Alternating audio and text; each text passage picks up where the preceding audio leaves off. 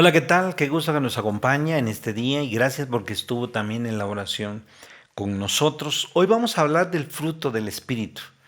Gálatas capítulo 5 de los versículos del 16 al 25 nos habla sobre el fruto del Espíritu Santo. Voy a leer del capítulo 5 los versículos 22 y 23.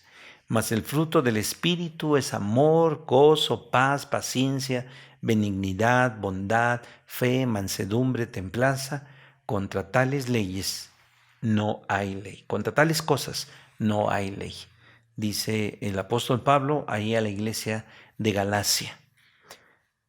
Vamos a orar para que Dios hable a nuestro corazón a través del Espíritu Santo.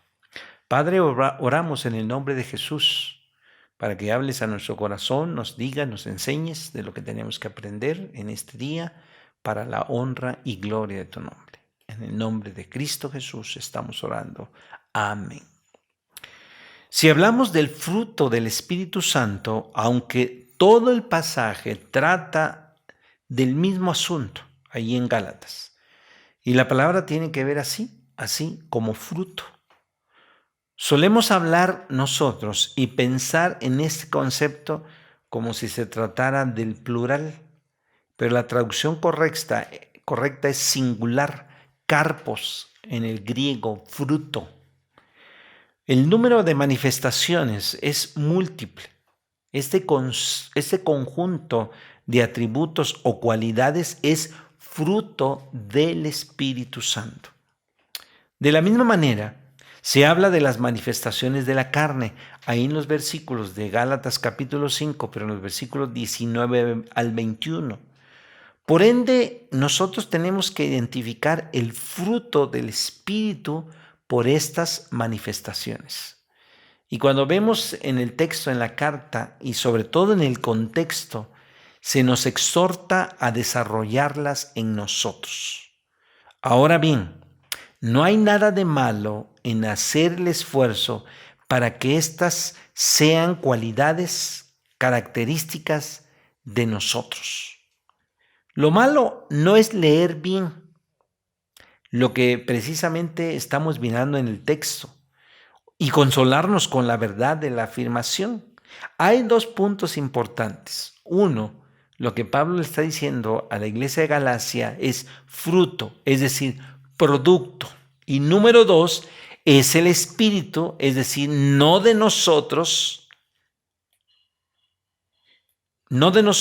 aunque por supuesto y gloriosamente el fruto del Espíritu se da en nosotros. No de nosotros, ni por nosotros, pero sí en nosotros. No de nosotros, ni por nosotros, pero sí en nosotros. Todo el pasaje, cuando habla de andar en el Espíritu, así empieza con el versículo 16 y termina así en el versículo 25.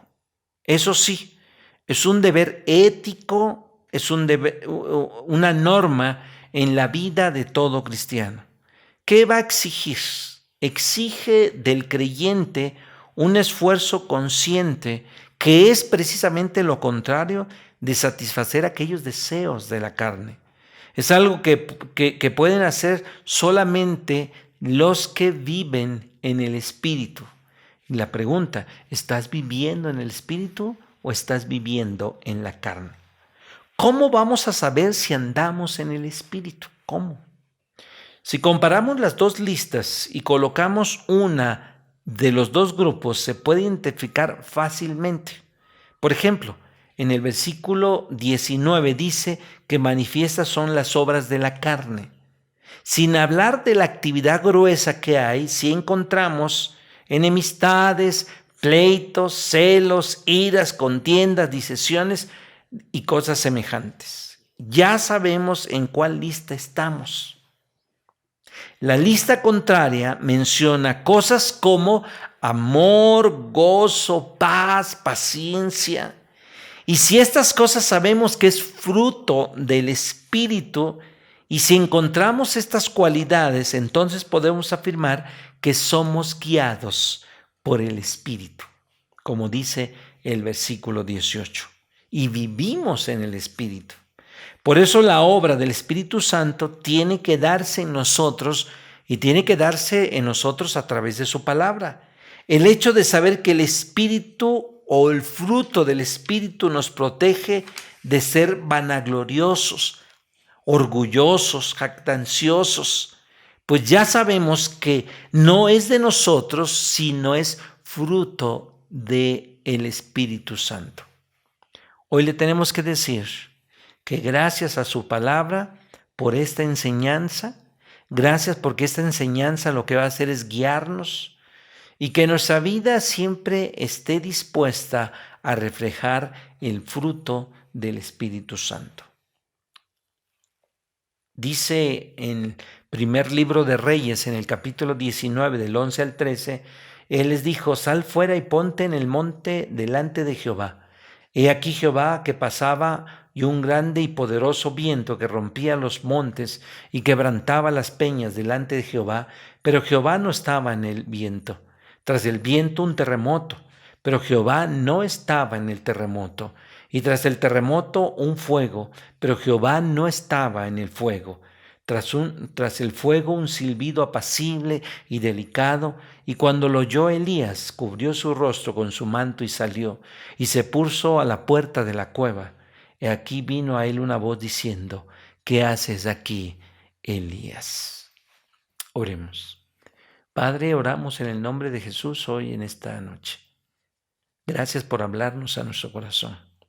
Que nosotros podamos ser aquellas personas que a través del fruto del Espíritu Santo la gente lo está viendo a través de lo que hacemos y a través de lo que decimos. En el nombre de Jesús oramos.